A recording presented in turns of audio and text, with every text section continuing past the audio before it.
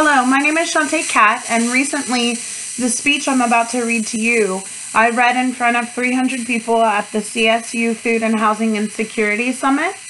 I thought that this was going to be recorded, but it wasn't, and I had my professor record this for me. However, it wasn't saved, and so I'm going to do my best to relive the experience, and I really appreciate your considerations. I hope that you guys have a beautiful day. I'm a 36-year-old first-generation sociology undergraduate transferring into the Masters of Social Work. I have more ACEs than you can count. And for those of you who don't know what ACEs are, it's childhood adversity experiences. At 15, I became a homeless teen and started attending a continuation high school. For 3 years, that school was the best thing that could have ever happened to me. The teachers told me my voice was important, and they helped me get my worker's permit. I eventually rented a home and became president of my class. I also helped start the first homeless shelter in Santa Clarita Valley, where I was honored with the Mayor's Award for Student Advocacy.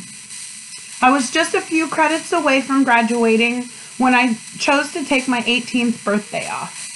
Here, I thought I was an adult.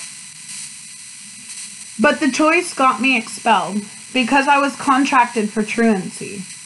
I fainted. I literally fainted. And from that point on, I hated the scholastic system. Soon after, I started a business in animal husbandry. I was top 3 on My Fox LA. I worked for the Stars and went to Japan, the American Music Awards, and more. Throughout that time, I mentored and fostered children in my community. Each of those children ended up in trade school, college, or in jobs, and that's when I decided that I wanted to start an eco-friendly, self-sustainable child and animal healing ranch. So I sold my business and gave up everything to move to Redding and go to Shasta College, something that I fought against for over a decade. I tested into classes without a GED or a high school diploma. I was one of the last students who was grandfathered in with placement testing. I soared. EOPS and TRIO really held my hand and showed me I could achieve my goals and go to university. I joined the swim team, became a distance swimmer who helped win the South Bay Championships. I became a 3.8 GPA student, had a miracle daughter at the age of 36, became vice president of Associated Student Bodies, and held a seat on the college council. I also went to Indonesia for field biology research. For 4 years, I worked to get to Humboldt State University. For a year before I transferred to Humboldt, I reached out to every sociological professor and dean that I could with my resume, pictures of my dogs, and my child. I got tons of response, but no one had mentioned that housing was really heavily impacted in the area. A week after Indonesia, it was time to go to Humboldt, as I had to physically be there to enroll my daughter into daycare. Here we thought, well, let's put our stuff in storage, and we packed up our camping gear and took a leap of faith that we would find housing. Many people asked, why did you go to HSU if you didn't have a home? And honestly, I wanted to punch them.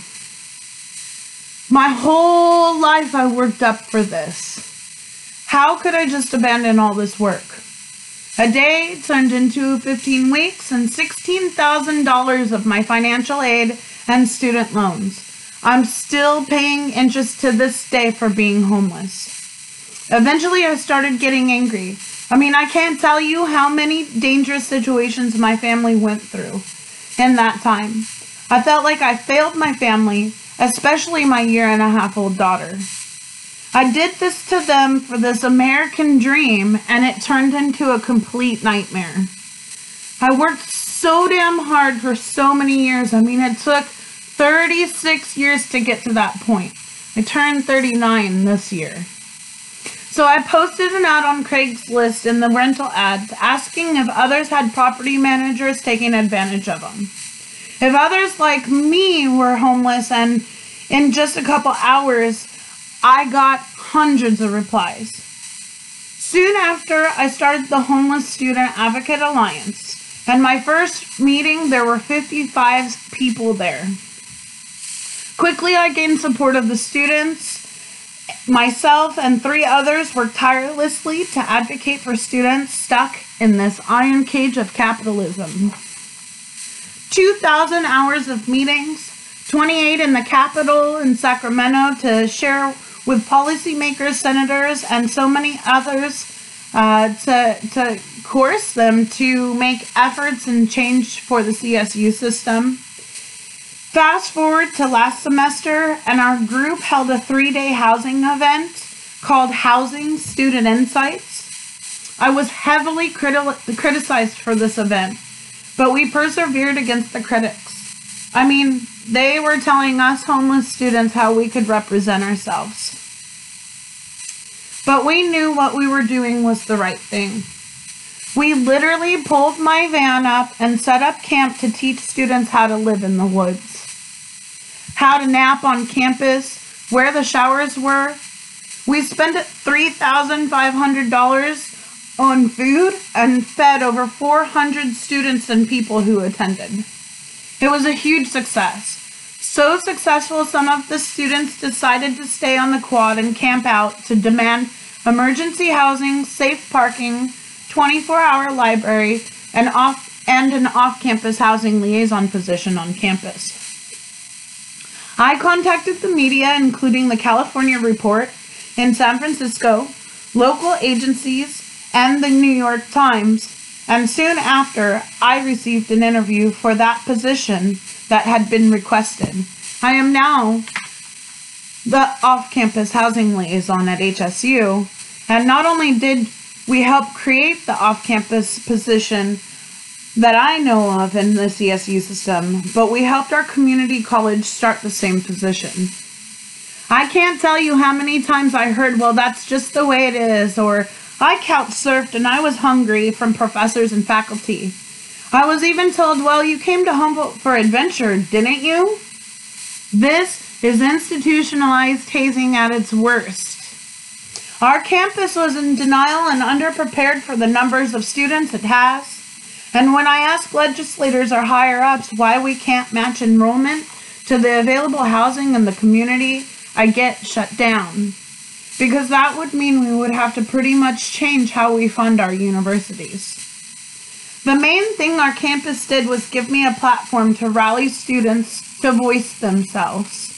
Our campus has given me an opportunity to come before you all here today and say, if someone like me and someone like all of these students up here on the panel has made it this far through it all, there's no excuse for all of you not to step up and tell property managers to stop taking advantage of their students, to boycott marketplaces that feed off the students, and to create campuses that support students in their basic needs and retention.